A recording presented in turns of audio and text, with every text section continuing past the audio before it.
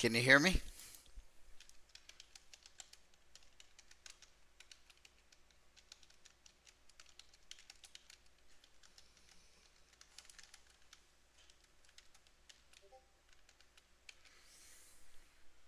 Hmm. Oh, you're in the workshop stage. I'm on.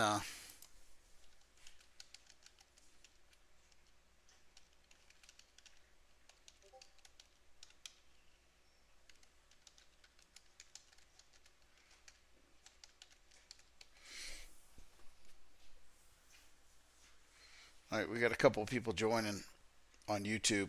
I got some other people in the workshop stage.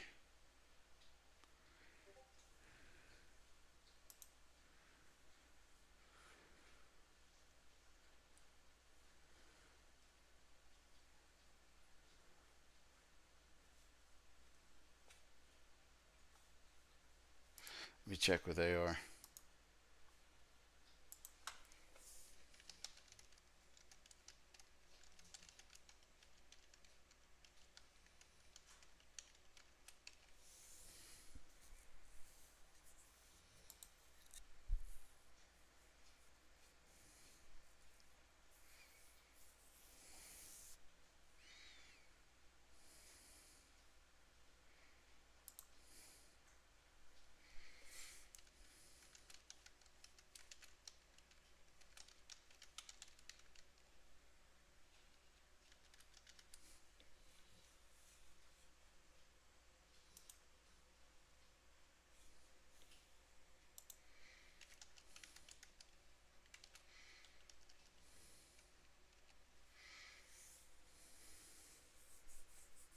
Yeah, hold on one second, guys.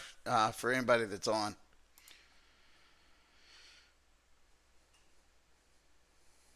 don't see a way for me to copy the URL over.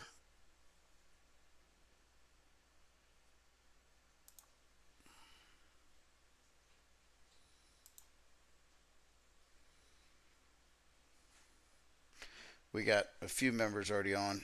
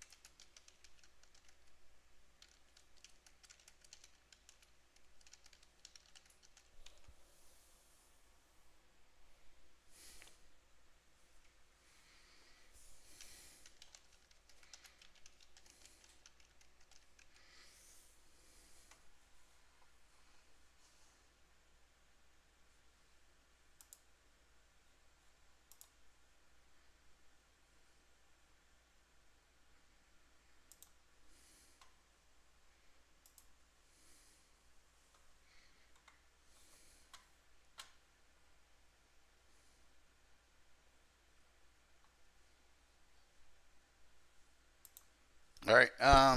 Yeah, POTUS got it. Again,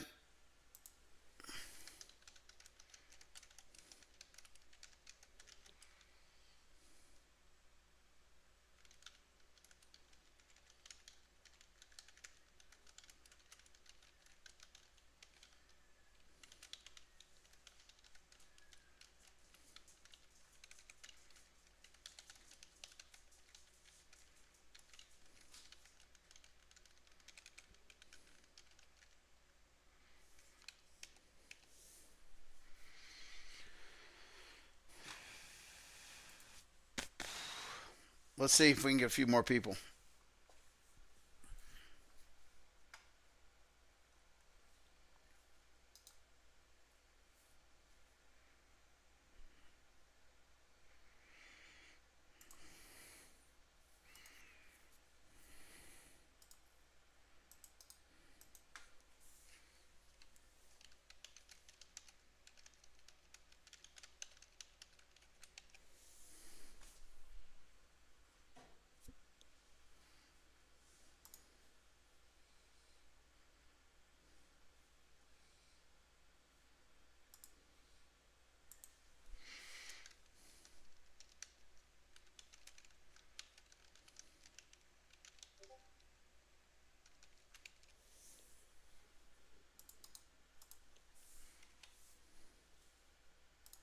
All right. You can't hear me talking?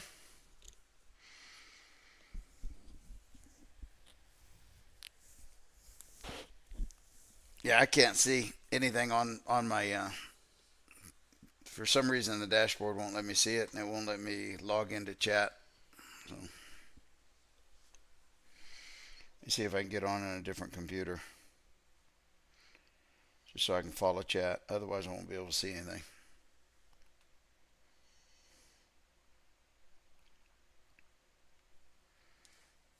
Definitely don't want another computer kicking out my voice, though. That'll throw you off.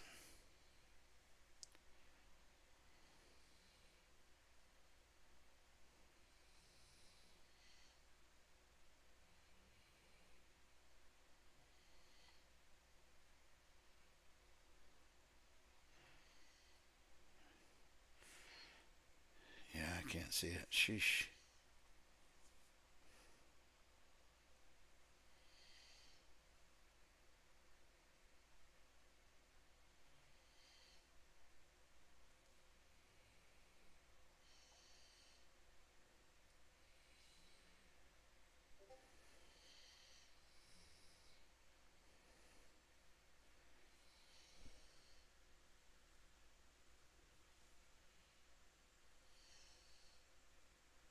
Yeah, no worries. I'm not.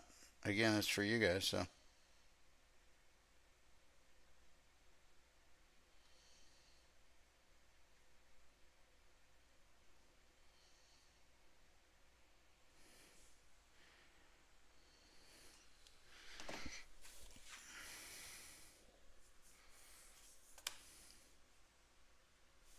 Hang on 1 second, and then we'll jump in.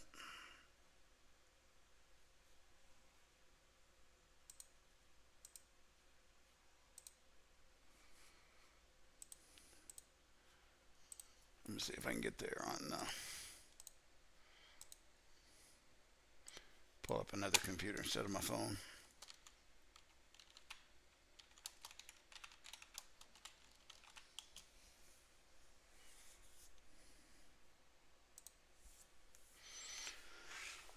All right, let's see. I can see live here. I still don't see any comments. Can somebody type something in the chat?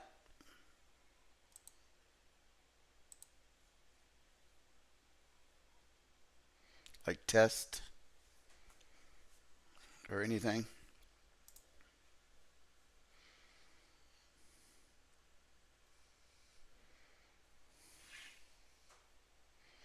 We're only going to be here about 20, 30 minutes. We're not doing a 4 hour deal.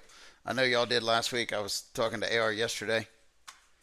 Yeah, that's in workshops. I'm talking about in, okay, Tony just posted in YouTube. So AR and I were at the game yesterday, at the Air Force Navy game. We were talking about it. I didn't know y'all went for 4 hours. The funny thing is, you hear that and you're like, holy crap, there's no way I want to listen to somebody for 4 hours. I don't either.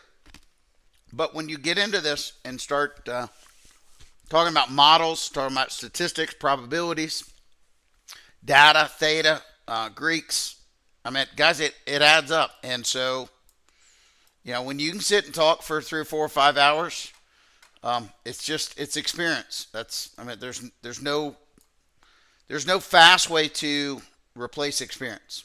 So, again, some of the comments this weekend, I got about 5 DMs from new members or newer members or members that I've never interacted with on a personal DM level, and I appreciate that, especially on the weekends. Um, Guys, if you're struggling, you got to go. You got to ask.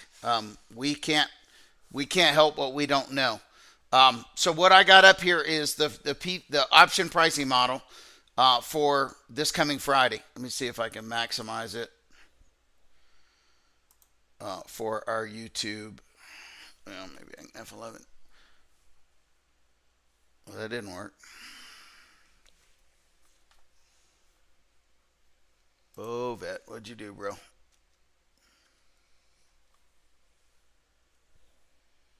You guys still see it? My chart's gone. 1 second.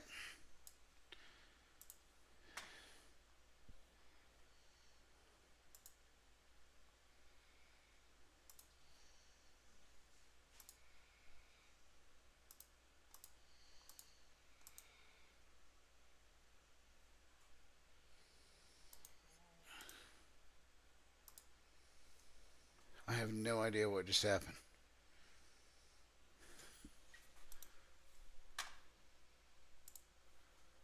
We're gonna reopen it.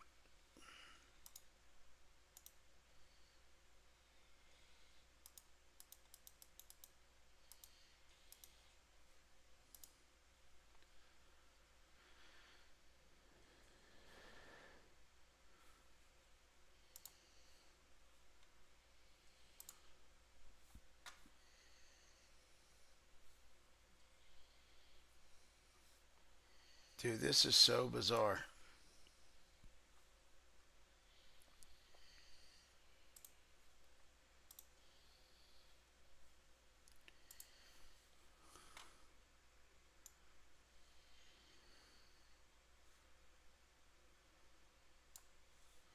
All right, I just lost it, so I'm gonna have to copy it into a snip, and it just reloaded 10.4.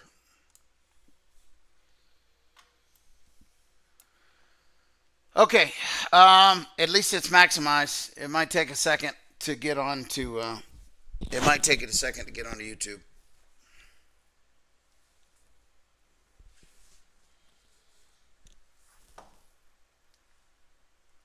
I'm watching on another computer, so as soon as it pops up, I'll start. Okay, we got it. Okay, so here's the skinny on OPM, and there's no right or wrong, and there is no one specific trade setup for the option pricing model. It is a concept. It is a relational model, that what I call a comparison tool. And all it's comparing is the index ETFs up here in the yellow to individual tickers. So one of the questions that came up, and again, this is just, we added, again, we had Caterpillar, Goldman, Chevron, ExxonMobil, Home Depot, Lowe's. These two are sister stocks. Chevron, ExxonMobil are sister stocks, as well as Home Depot and Lowe's. They're going to track together. And so this is where we cut off. Well, over the last 18 months or so, we've added more of the tech generals because they've impacted. XLF is not for you guys. It's not to worry about it. I know there's 2 or 3 of you that don't like it there. Hey, it ain't your baby. You don't spank it. Okay, this is my baby. I spank it. This plays into some of my other models that I used to run, hundreds of millions of dollars in. And so I always want to see where it is in relation to SPY, because as I talk to each of you every freaking morning, XLF, XLV, right? Financials, healthcare, and energy. Those three have a huge component part to SPY, and you always got to know where they are. Do they help you take a specific trade? No, but boy, do they give me insight that allows me to call the market, especially the open for you guys, and predict when we're going to see that 10:05 reversal. Or are we going to have a retracement? Are we going to have a reversal? It goes hand in hand with the internals. And again, so it's just another another workshop for another day. But that's there, and that's the only reason that's there. It's for me so that I can keep an eye on XLF because I have it on other spreadsheets that run the portfolios that I still manage. Okay, so that's just what it is. Don't stress it. It's just there. Bad data, when I get a print, like here, Caterpillar 0, I just mark it purple. The script that we run is as close to a 15 delta as possible. Again, you'll see 12 here and 16 here. So in the event that they're the same, the PVI is the OPM number. Okay, that could be OPM, doesn't matter. The PVI, again, if you see that they're the same, both of them 30, obviously you're gonna, if you're selling, you're gonna sell the one that's got the lower delta. If the deltas are the same, then you're gonna trade off premium. You got to prioritize your own Greeks in your own preference. Now, we talked about, and I'm gonna go through this slow, especially for new members, if we got new members that are from the internet joining. Here's the model, just real quick. For this week, SPY and SPX, or SPY and QQQ are 57. Okay, 56, 57 plus or minus 1. Plus 1, minus 1. They're the same value. Obviously, IWM carries a lot lower value, but keep in mind that value is also replicated and represents strike price. So the higher the strike price, the 955 is going to be red even if there's value here. Why? Because of a 1% move in a 955 stock is a hell of a lot different than a 1% move in an $86 stock. Beta is not shown here on the spreadsheet, nor is single stock volatility, nor is implied volatility, nor is historical volatility. We talk all the time about gamma, about relative volatility versus implied volatility. Who's on top, who's on bottom. All that stuff's in here. It's just not demonstrated. One, because I don't think the majority of people need to see it. Two, you get so much numbers in there that you can't compute who, what, where, when, why. Bottom line is this. The color coding is this. Half of 56 is 28. Anything at 28 or below here is going to be blue. Now, Oracle's blue, and it's 30. Why? I got to change it. Okay? The script printed blue. It's not always blue. I have to manually go in and update this every morning before I post it. Sometimes they'll flip overnight. I don't know why, but sometimes we'll get a data print through CBOE overnight that'll change this. That's why I usually run a refresher in the morning, and I'll post it in the morning. It really doesn't matter. You're looking for ballpark value here. And again, I got to redo this right now because Tesla should be orange, right? 69 is going to be higher than 56. So Tesla's carrying a premium on the call side. It's not carrying a premium on the put side. So the first thing you should kind of look at is, okay, what is the market telling us? What is the market telling us call side premium versus put side premium? Well, obviously, we've got Middle East, we've got natural disasters, we got a presidential election inbound. So there's hedging going on. And again, this is just kind of give us an idea about hedging. So don't sweat it, but you just need to realize that if you're trading the put sides are more elevated than the call side as far as premiums. Well, then you go over here and you look, and you're like, well, a 15 delta QQQ call is 0.75. A 15 delta QQQ put is $1.12. Okay, do the math, and you're going to find that 84 relative to 56 This probably has to do with the price of the 15 delta. Theta is not much different. You'll see theta's always going to be higher as the premiums are higher given a fixed delta. It's algebra, right? Where's the variable in the equation? And once you find it, if one side goes up, the other side's going down. Okay? Greeks aren't that tough, but I think a lot of people put them in. So, a couple different trades here. The first trade that I think everybody's most interested in, that if you work for a living, a 9-to-5 job, and you're fearful of selling PVI theta,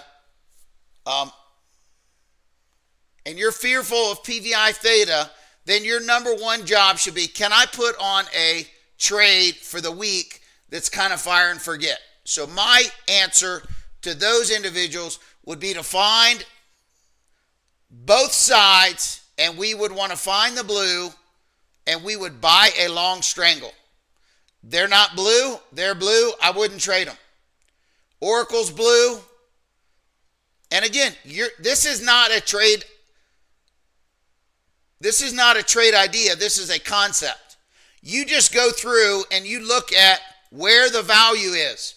And the value is on the blue side. Now, if the value's on the blue puts and not on the blue calls, that's a different trade. That's not a strangle. A strangle is telling us that the calls and the puts are both undervalued. So what I would do is I would look at this and said, okay, what do we have this week? FOMC, CPI. What else do we have this week? Interaction Workshop, Interaction YouTube. CPI at the back end of the week.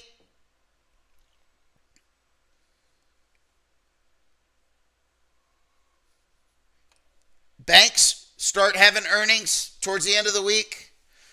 So as they start looking at that, I'm like, okay, I can expect the entire market. I got you, AR. I just got your message. I can expect the entire market to move at some point this week. Okay?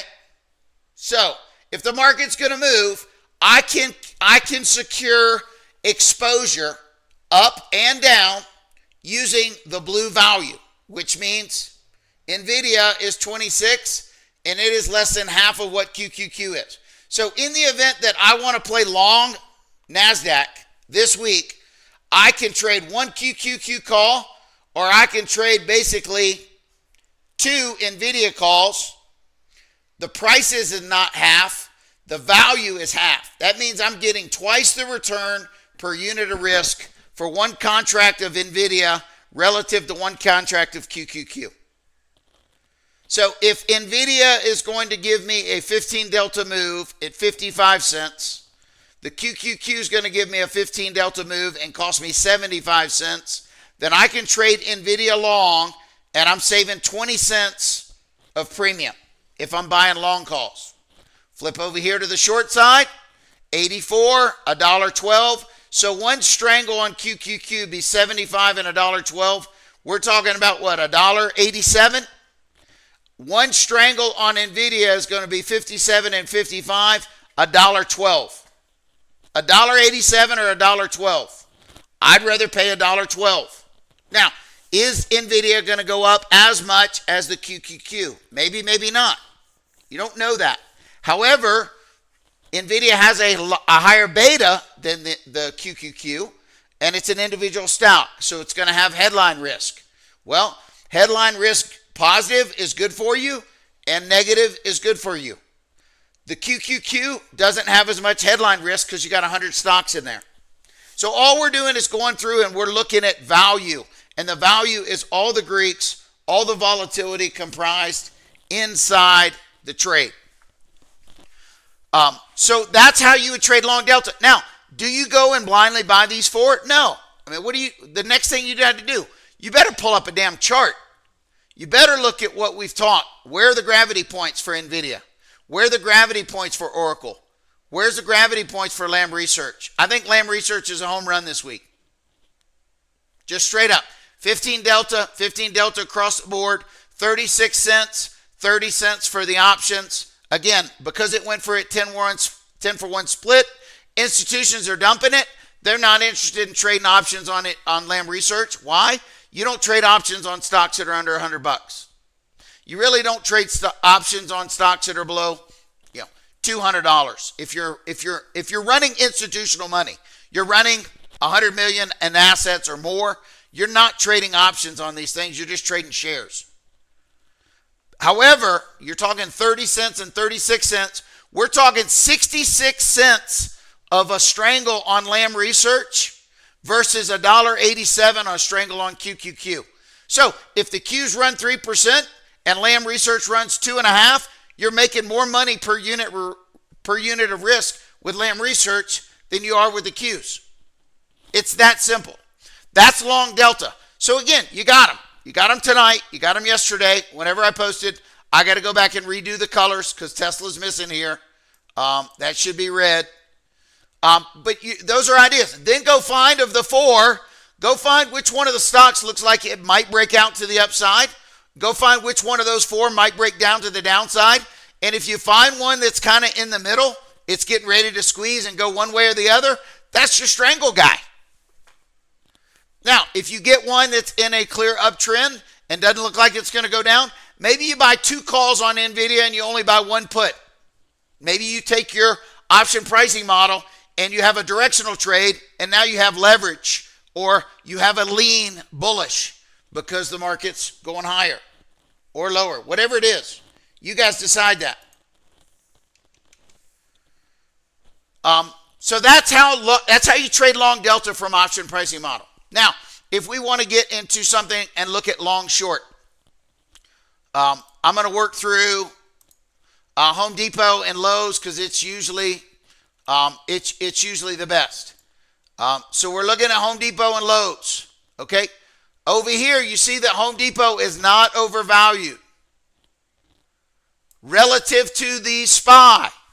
And again, POTUS asked that question. Relative to their index ETF. So from Lowe's up to Goldman Sachs, these are SPY trades. Why on earth would you look at Goldman Sachs relative to the QQQ or IWM? You shouldn't, right? These are relative to SPY. I don't have any IWM stocks on here, but I still want to know where that index is. It should be lagging. It should be lower. The share price is half of the Qs. It should be half. Is it half? No. Is it half? Closer, but not quite. Is the Qs lower than SPY? Yeah, they should be because of share price, because of spot, right? The strike. I guess I should say strike because prices we equate to. The whole concept behind this being a comparison tool is because this is what every option trader looks at. That ain't value. Price don't tell me a damn thing about Tesla or NVIDIA, whether it's over or undervalued.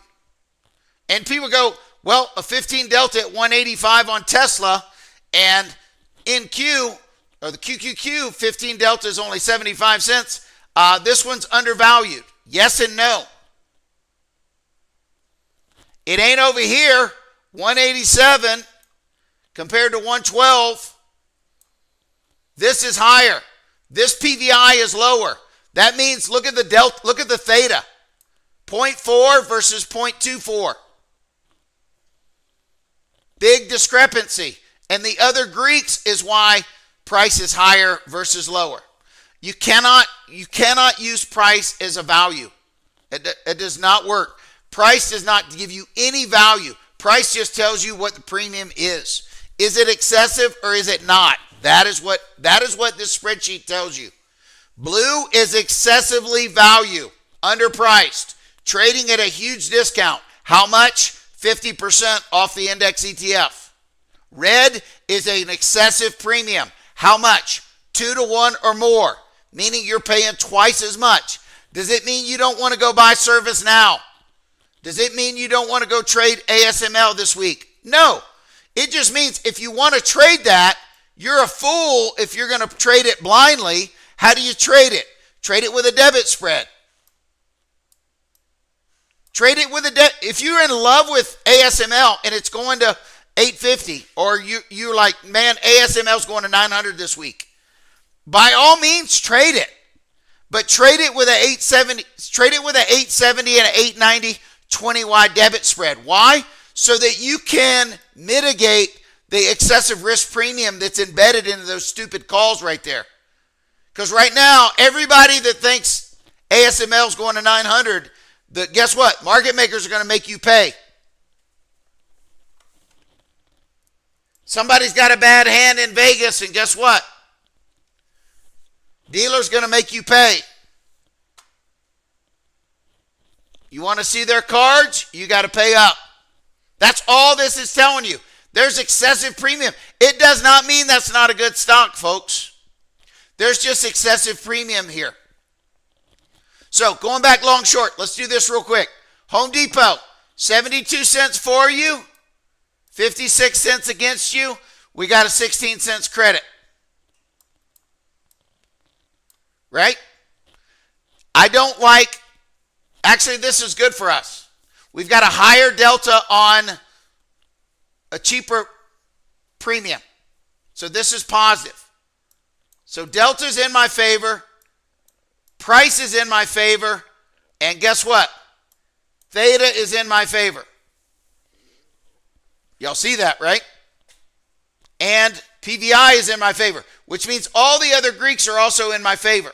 For me to sell one contract of Home Depot, buy one contract of Lowe's, and I got a 16 cent delta, or I got a 16 cent credit. And with that credit, I also, as of Friday's close, I also have a favorable delta and a favorable theta. So if the market stays flat, I can expect to keep that 16 cent credit. Now, some of you might be like, well, what if Home Depot gets good news? They can run. So you're like, oh, wait a minute. So then you go to, maybe I don't want to just do long short.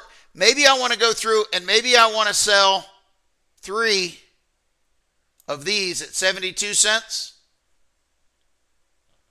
And that's getting what, $1.50 premium? No, I'm sorry, it's getting $2.25 premium. How many of these can I buy? So maybe you go through and you sell 3 Home Depots and you buy 5 Lowe's. Again, you're not going to buy 5, maybe you buy 4, but maybe you get 5, and maybe you want to be able to keep a credit, or you want to be able to have minimum at risk. And so now what happens is now you got long 5 15 deltas, and you're short 3 15 deltas. You're short 45 delta, and you're long 70. That's a win, right? Or you're short 45 delta, and you're long 75. That's a win. And if you can do that for 0 credit, that's a free trade. And all you need them to do is trade together. That's how you long short it. I don't like doing long short on one side. I like doing it on both sides. I really like doing it when you find Home Depot is in orange, Lowe's is white, and Theta's in your favor, and Delta's in your favor, and price is in your favor. I can tell you if we had the same thing, you got a plus here, you got a minus here, and you got a plus here. If Home Depot was overvalued relative to SPY, sometimes I'll trade 1, sometimes I'll trade 3, sometimes I'll trade 5. In the event that this was a plus, and there were pluses across the board, and this puppy right here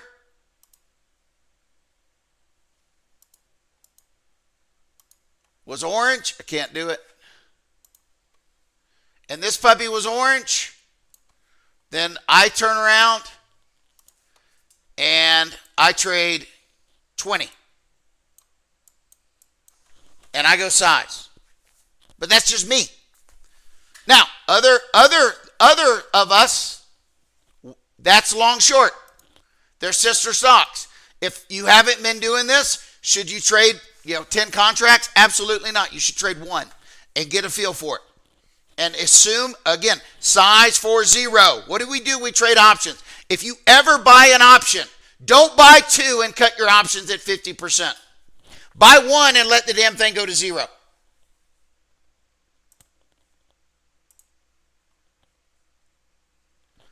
Don't buy 10 and cut them at half of the value. Buy 5 and let them go to 0.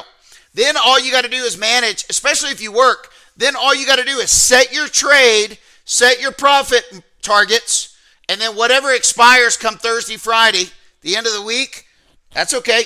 You plan for 0 on those. So how would we do that this week? Well, we'd want to find overvalued stocks. Not really finding a lot that I would be comfortable advising you guys to sell. In the past, we've seen, again, look at Netflix. A $700 stock is slightly overvalued relative, right? 2.5 times. Meta's 2 times. A little over 2.25 times. Then you go down to this one, and this one is, this $955 stock, ServiceNow, is 5 times. So what I share with people, but if you don't know ServiceNow, this is not the stock for you to all of a sudden go short, right? But in the event, let's say that ServiceNow was NVIDIA of old, and you knew NVIDIA, you've been trading it for a long time. You take this 266 premium over here, and we get 266, and you're like, okay, let's go shopping. How many NVIDIAs do you want? 2 NVIDIAs? So there's $1.10. What else you want? Y'all want some Apple? Let's get us an Apple. 60 cents. Let's be careful. We don't want to buy expensive. Oh, Amazon, 37 cents. Shoot, let's see if we can get a Google in there for 39. How much money have we spent? This is your homework.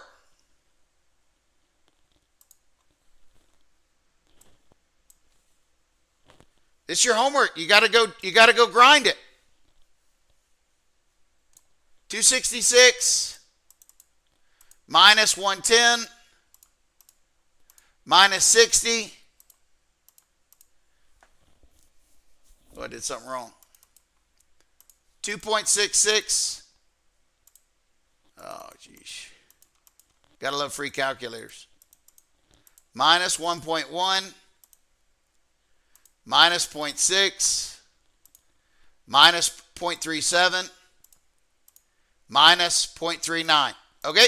So this is perfect. So I got a 20 cent credit.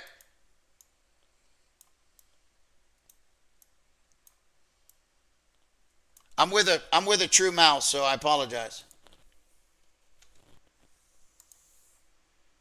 So I got 20 cents credit. What do I got here? I got 30 Delta Long with NVIDIA. I got 15 Delta Long with Apple. I got 15 Delta Long with Amazon. I got 15 Delta Long with Google. I promise you 30, 45, 60, 75 Delta here.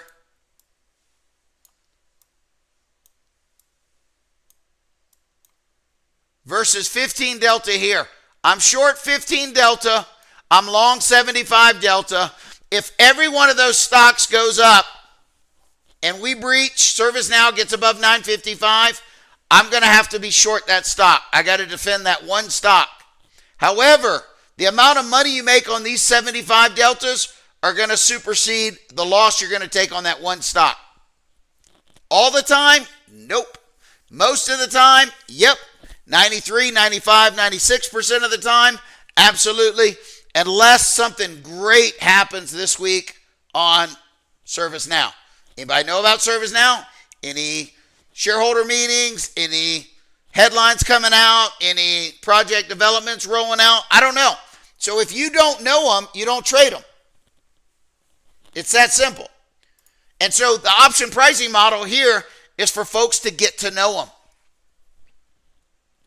And when you get to know them, you have no problem going short one of these biggies and using the premium to cover all these longs. This last week, ExxonMobil finished $4.83 in the money. If you added up all the blues, calls and puts from last week, you had spent about $1.34, I believe it was, or $1.37. One stock breached the high side, the 15 delta side, and finished $4.83 in the money. You ended up making over $3 over your initial debit.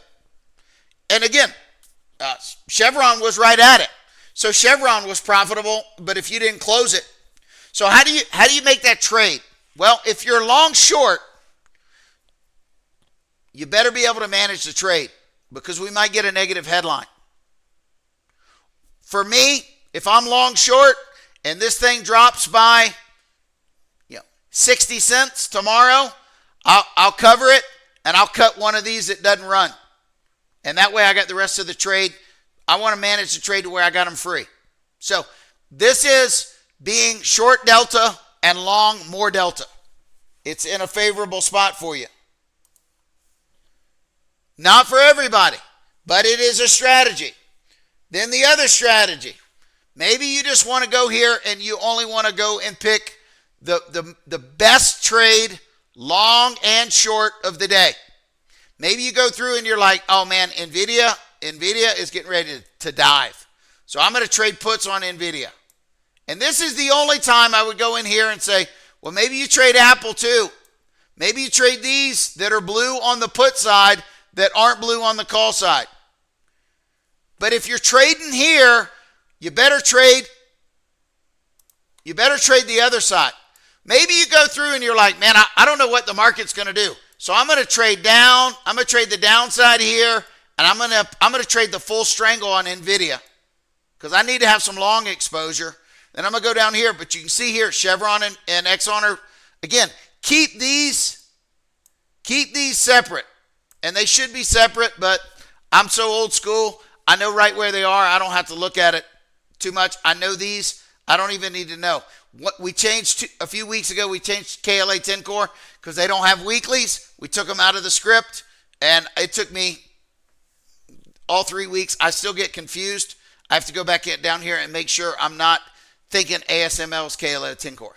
But maybe you go to a spot, and then you go here, and you're like, okay, well, Micron is blue on the put side, but not on the call side. Well, what if you got Dell blue on the call side and not on the put side? Well, you could go long Dell calls and long Micron puts. Okay? But anyways, you could do something directional.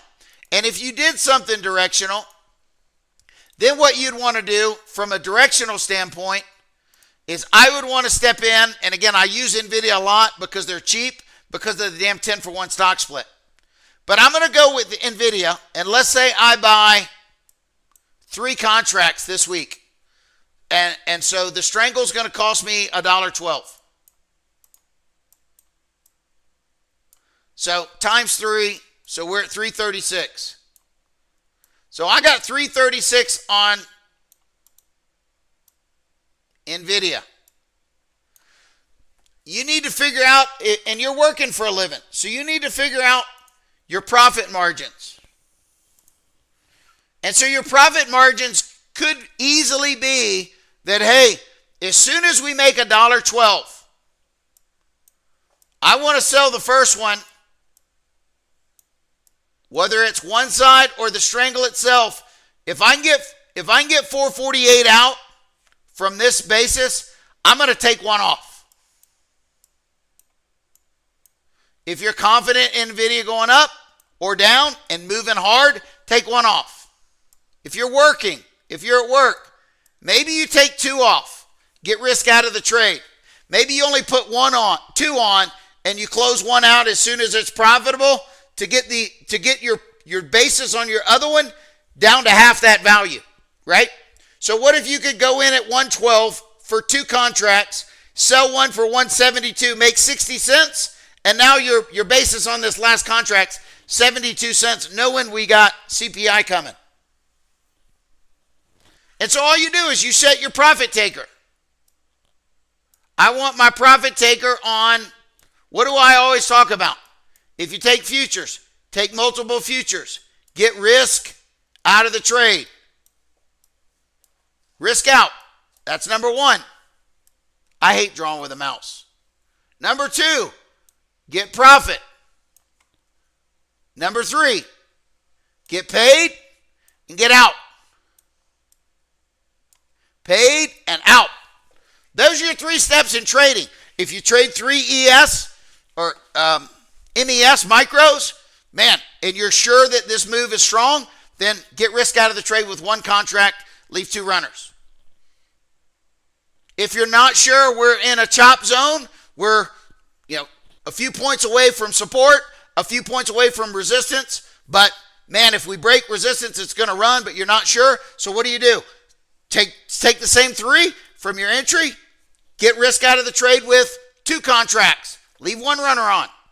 And then once you got risk out of the trade with runner, then set your stop loss. Well, what do you do here? If you take 2 contracts, get paid, get risk out of the trade on 1, lower your basis on your remaining runner. And then what? You're already sized for 0. So all you got to manage is the win. Well, what happens if it loses? You're sized for 0. Well, I can't make a lot of money doing that. Well, you can't. But you can do 1 or 2 of these every week while you're still working a day job, a W-2 employee with no drawdown or 1099. You can do it every day. You can do 1 a week. Get your trade in. Don't set a stop. Set a profit taker. If it hits it on Monday, that's okay. It was a good week for you. And you'll build through the experience. And as you build through the experience, you don't necessarily size up, but you get to a spot that says, hey, I'm getting better at this. I'm going to start looking at volume profile on NVIDIA. I'm going to start figuring out, what's NVIDIA. Guys, I drew this from this week. Monday, August 26th, we drew this chart. You guys were here with me. I did it on a workshop. We drew this chart Monday the 27th, the 26th of August. Have not touched it since. What has NVIDIA done? We still wedged. Then we updated the chart once we moved, and we got the lower channel. NVIDIA's in a wedge. What happens if NVIDIA breaks this wedge? We're going up. Then I go to, let me see if I can remove drawings. Good. So what do we got here? Last week's weekly supply. So last week, NVIDIA crushed through demand, went all the way back up to weekly supply. So if you were trading NVIDIA, you're not going to trade NVIDIA. You know it's going to go to weekly supply. The amount of times NVIDIA hits weekly supply or demand every week. Problem is we don't get it till tomorrow morning at the open. And once it breaks weekly demand, it usually breaks it pretty hard. Monday, we broke weekly supply. If you got here, you got risk out of your trade. Somewhere up here, you got profit in your trade. You left 1 runner on. It went all the way back down below weekly supply, and you probably lost money. You probably lost money on your runner. And you probably got horny here. It got down here, and you're like, oh, man, if it gets down to weekly supply, my puts are going to be back in money. They're going to be back on life support. No, they're not. Now, this week, absolutely. I mean, look at this. And this is why you want to jump on blues Monday morning. As soon as the market opens, if it's quiet. Because as soon as on these individual stocks, if you have not looked at how the stock responds to weekly supply and weekly demand, let me take off VWAP, EMA, 50 EMA, 100 EMA. There's nothing on there but our info. Weekly supply demand. If you don't know how the stock responds to weekly supply demand and you're trading an option on it, you deserve to lose money. If you're working a 9 to 5, you want to go in here on NVIDIA and you're like, okay, are we going up or down on NVIDIA? What do y'all think? It looks like we're going up. What do the gravity points say? Let me go to a daily. What do gravity points say? Do I got Momo somewhere?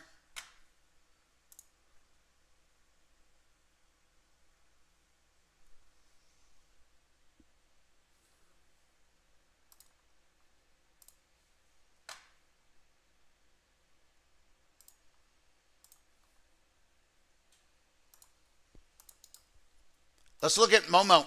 Again, you guys should be doing this. You guys should be doing this. Your homework should be doing this. What's Momo doing? Coming off from an oversold condition where we were below weekly demand last week on Wednesday. And what happened to NVIDIA? It ramped.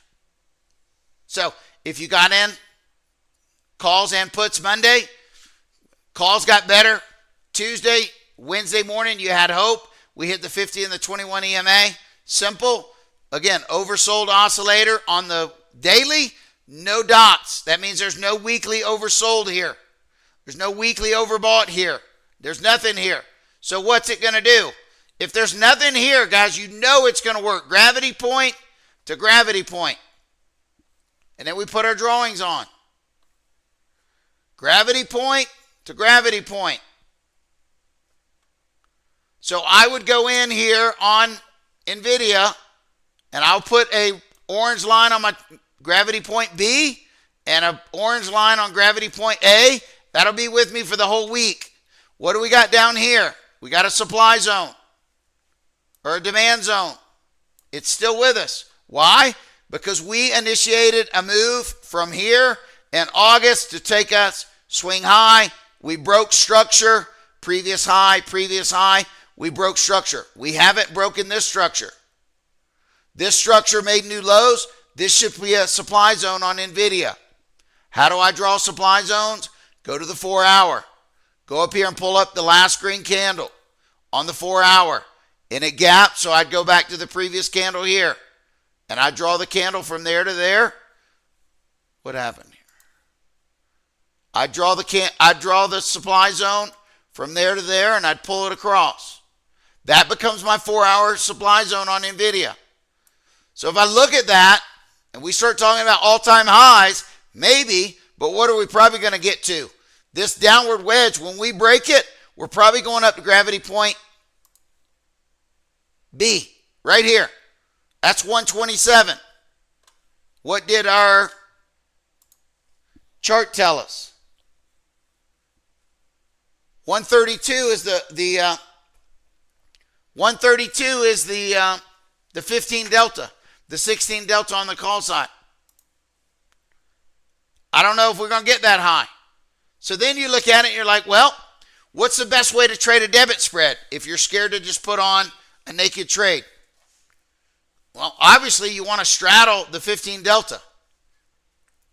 So I would look at it like this and be like, well, man, do I want to go 128, 133, go 5 wide on NVIDIA? Maybe.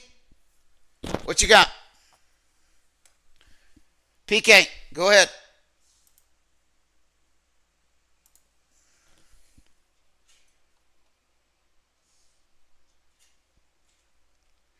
Yeah, again, the whole concept about OPM is the stats and the value of the option. The value does not tell you a stock is in a buy mode or a sell mode. Not at all. I mean, look at how high we are here on NVIDIA and how close we are. Do you really think NVIDIA is going to reverse? Well, we got a gap fill down here on NVIDIA. Gravity points is a daily indicator, as is momentum. Momo is a daily indicator. These are on your daily charts. So what I do each day, each week, I haven't done it yet on SPX, but what I do on each week, and I'll do this on ES, SPX, SPY, QQQ, NVIDIA, Apple. I'll do it on the Mag 7. I'll do it on anything I'm trading. I'll go to the daily and I'll put orange lines at A, B, and C. Right smack dab in the middle. Mentally, I know, look, we got two positive. The slope on NVIDIA is positive. The slope on NVIDIA is positive. The oscillator is positive. Are we going to get into overbought? Yeah, we might get into overbought by Wednesday. Well, what happens if we get into overbought by Wednesday? If you look at Momo and we're overbought and your calls are in the money, don't you think you probably should take profit on 2 of the 3 or on 7 of the 8 or on 8 of the 10? Don't you think you should make money there and leave less runners? Yeah, if we get to an overbought, yeah, sometimes you stay overbought, But man, if we run up, we breach the wedge, we run up, we hit a gravity point, and then the market comes back down and we didn't take profit, it's whose fault? It's our own. I mean, you guys are equipped with the knowledge. You're equipped with the knowledge to do mo better.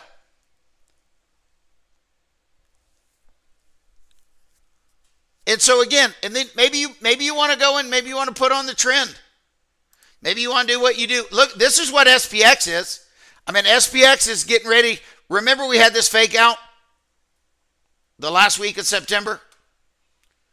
And I said, man, we're either going to bounce and reject, and that, again, which we did, and then we drop. But look at trend.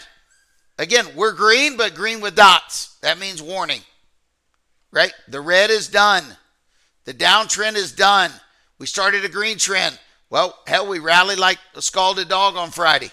But we still got dots, which means bulls ain't on cruise control. They ain't driving on an interstate 75 miles an hour, 80 miles an hour. Their ass is in traffic. They got dots. They're oversold down here, and it might cross and it might not. Right? Here, oversold, blue starts coming up. What happens here? We get one up day, and then what happens? Shoot. And that was what? That was breach week. Short week Tuesday. Could we get that tomorrow or Tuesday? Absolutely. You never know. But your job is to get on the daily chart. Your job is to get on the daily chart and work. Gravity point C, gravity point A, gravity point B. Some of you guys keep asking me, when are you going to trade down? October, second half of September and October. Seasonally negative months. Have we been negative? No, we dropped so hard in the August lows, and then we came up, and then we were down, but we paused in the first week of September, and then we've been running. Well, what do you look at your daily? Gravity point. C is positive. A is positive. B is positive. Does that mean I'm expecting a sell-off? No. Am I expecting to run to all-time highs? I don't know. Last time I went to fucking kindergarten, A was above B was above before C, right? If it ain't A, B, C, that shit ain't clear skies ahead. I mean, it's that simple. People are like, yeah, but you're missing the trade. I don't know. Missing the trade, but you might get to experience September 3rd again. You might get to experience August 1st again. Why? Because A should be above B, should be above C, and it ain't that way. That's divergence. Again, green with a dot tells me all is not green. The dot tells me there's an undercurrent there that is not in favor of what most people will look at the market and see. We're not oversold on the daily or weekly. This means we're going to trade. When we lose these dots, we usually have a big move. And this was crazy. We were oversold on the weekly, overbought on the weekly. And what did the market do? We went up because the daily was working off oversold. Oversold daily, overbought weekly. For the members on YouTube, this indicator that I share with our group, I call it PWG Momo. It's just an indicator. The dots are the higher time frame, and the way this is set is the lines are daily and the dots are weekly. Now, if you go to weekly, the dots ain't monthly. And so it's designed and built for a daily model. If you go down to the 4-hour chart or 1-hour chart, the dots ain't 2 hours. The dots are like 7.5 to a 1 hour, but they're 5 days to a 1 day on the weekly. The ratio changes as the time changes. And that's why I tell you guys, the Momo and the gravity points are daily indicators. Use them as such. The slingshot, it is perfected and tweaked and optimized for the 5-minute chart. Does a 1 minute, 15-minute slingshot work? Yes. You're going to get a whole lot less of them. Maybe one every 7 to 10 days if you're lucky. You're not going to get a false signal, but you're not going to get many. How much does it move how much does NQ move on a 15-minute slingshot fire? I have no idea. How much does it move on a 5-minute slingshot? I can ask that question at IGG and I can get 20 people give me the same number. How many points does NQ move if we get a 5-minute slingshot fire in RTH? Who's the first one to type it?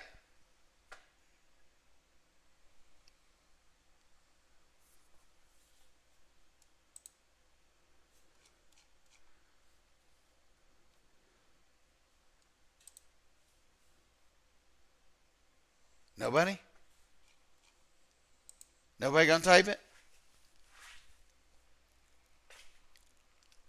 Chief, Wolf, 17. How about ETH? How many you expect on ETH? Y'all know? Y'all remember? Wolf probably knows. He's a Globex trader.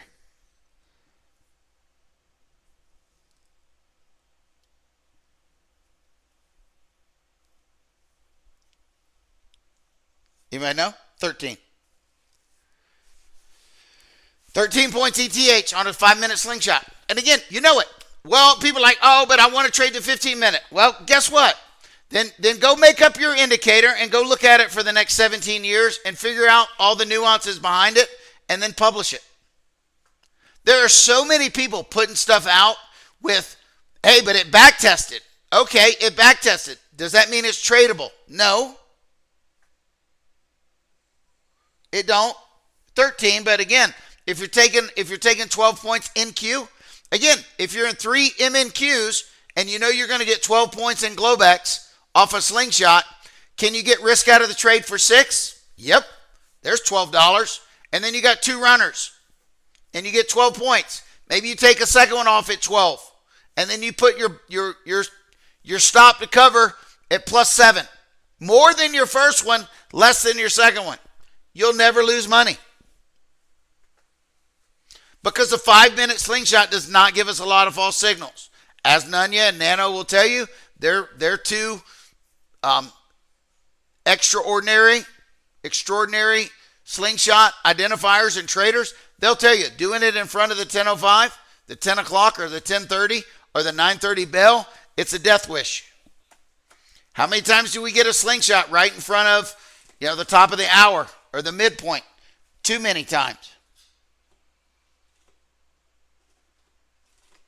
You guys are funny. All right. Anybody got any questions on OPM? And I have no idea what happened. So I got to go back and retype OPM in.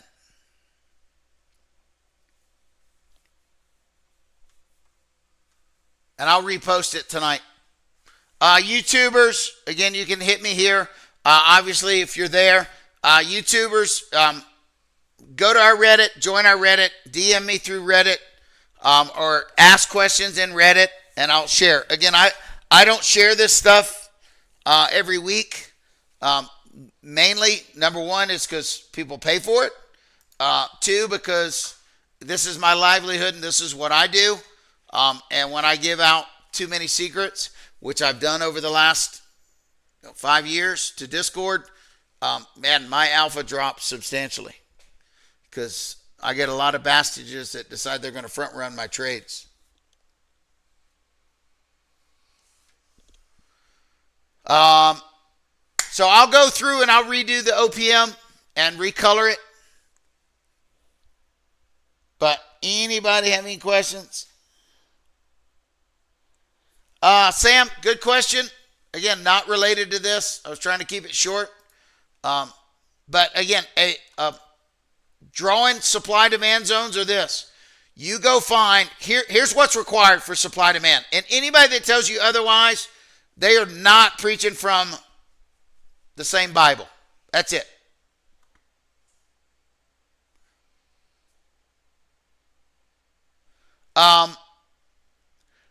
A supply demand, this demand zone requires what? It requires us to break structure. So how do we find structure that's broken? We look left. So this box is drawn as soon as we breach, let's go yellow, this yellow line, right? This was the previous swing high.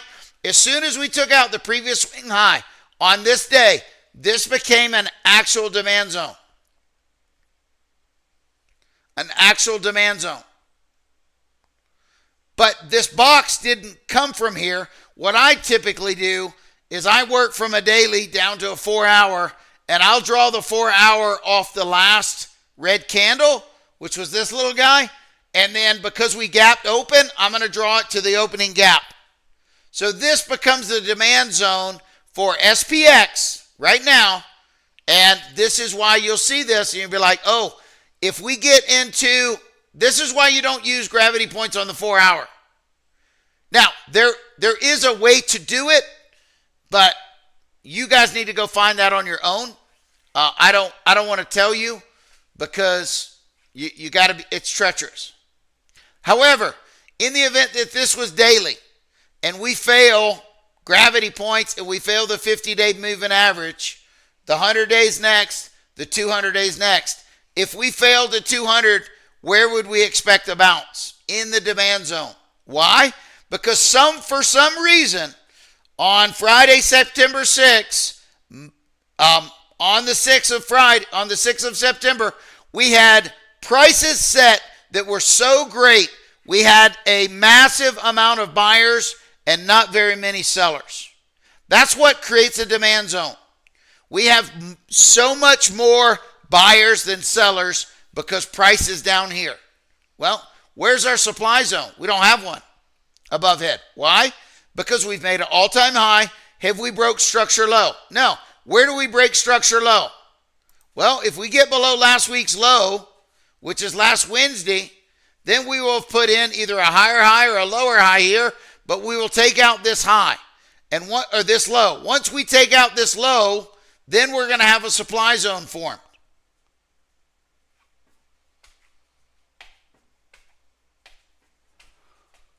Good stuff. All right, I got to roll. My wife cooked steaks. I didn't grill them, so I'm probably in trouble, but I'm going to devour it and enjoy it. So your job, guys, seriously, is to get into the individual stocks that are blue on the OPM this week and be like, is there one of these trades that's more positive than the other? Let me put trend on here. What I don't want to do is get into all the specifics of the individuals because it'll be like Little B and Case and AR and Keith last week where it becomes a 4-hour deal. And again, there's nothing scripted here. The only thing scripted is the data. But NVIDIA is, again, we went from straight red to green with dots. And so this is why we talk about it. It's red on last Tuesday, it's red on Wednesday, and then all of a sudden what happened Thursday? We gapped open. Well, if you're just trading the trend and you're just trading the Momo oscillator, they're telling you down. Where do you take profit? Where do you get risk out of the trade? Those three things are just so inherent to trading 101 if you want to be play the long game. Perfect your entries. Whether it's clock, whether it's reading price action, whether it's PWG levels, whether it's supply-demand levels, Fibonacci levels, halfback, 25, 75% of gap fills, whatever it is, perfect your entries. Get really freaking good at pulling the damn trigger. You know how you get better at firing a gun? You pull the damn trigger. You know how you get better at trading? You pull the trigger. And then from pulling the trigger, now you need to go through and automate your trade management. Why? Because then emotions can't control. Case will launch trades and he won't even look at it till the end of the day. Close of the day to find out win, lose, or draw. How do we do win, lose, or draw? Trade management. How do you do trade management? Through the freaking account management. Set the trade up, i.e., I'm going to get long an ES contract. I'm going to take one contract off at 2 points. That's $100 on an ES. That's $10 on an MES. And then I'm going to leave the next one for how much money do I want to make. How many times do you guys hear me talk about trading NQ? If there's not 10 points from my entry to my first spot of interest, I'm not interested. If I can't get 10 points, I'm not interested. Why? Because if there's not 10 points overhead, I'm not going to be able to get risk out at +6. And so when you trade 10 NQ contracts and you get 6 points and you get half the trade off in five NQ contracts off for 6 points, that's 30 NQ points at $20 a point. That's $600. And it usually happens within how long? Seconds. And again, ain't many places where you can go make $600 in seconds without doing something illegal and with your clothes on. Cosmic's not here, but Cosmic can do 600 in seconds with his clothes off from what he tells us. I got to bust on my man Cosmic. But again, it's just one of those gigs. So trade management needs to be, where do I get risk out of the trade? Where do I take profit in my second trade so that I can set my stop loss at my entry? And then let the market move. Let it breathe. Let it run. If you're 5 minute, you're 1 minute, you're 5 minute, you're 15 minute, if they're not all in sync, for the love of God, don't sit there with 2 out of 3 trades as runners. If the 15 minute and the 5 minute charts aren't telling you the same thing, you better get risk out of the trade quick. Now, when the 1 minute starts to line up with the 5 and lines up with the 15, often we're seeing buy the dip, we're on support, we're in a bullish environment, or we're in a bearish environment for the day. We're expanding a bearish range, expanding a bullish range, or we're in a trend down day, or we're in a trend up day. Then on those days, yeah, get risk out of the trade with 1 contract, leave 2 runners. But on days where we're fade the edges back to the middle and we're range days, which the market does over 80% of the time, the market ranges. When we're in that, man, get risk out of the trade quick and then profit take. And then when you get out, guess what? Don't have FOMO that you didn't stay in and the market just took off and run. What are you going to do? Wait for the next level of interest, point of interest, inflection point, PWG level, or wait for the clock. Wait for the stock clock to give you the next trade. And we've laid it out over and over and over again. There's 15 to 20 opportunities just based off the clock on any given day to take trades. Smart trades. Trades that are smart because the clock has shown you over months, days, weeks, months, and years for many of you. My goodness, I need to start trading that more often. It happens 5 days a week. Get good at it.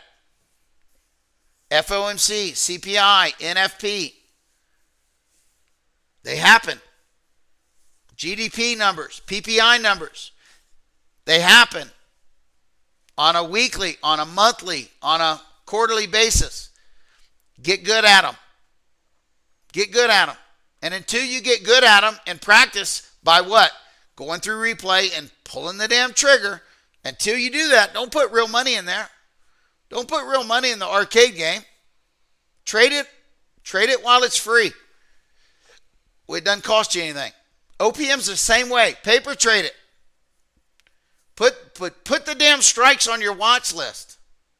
Put them on your trade station. Put them on your interactive brokers. Put them on your Thinkorswim. Put them on your Fido. Pull them up. Put the scripts on there.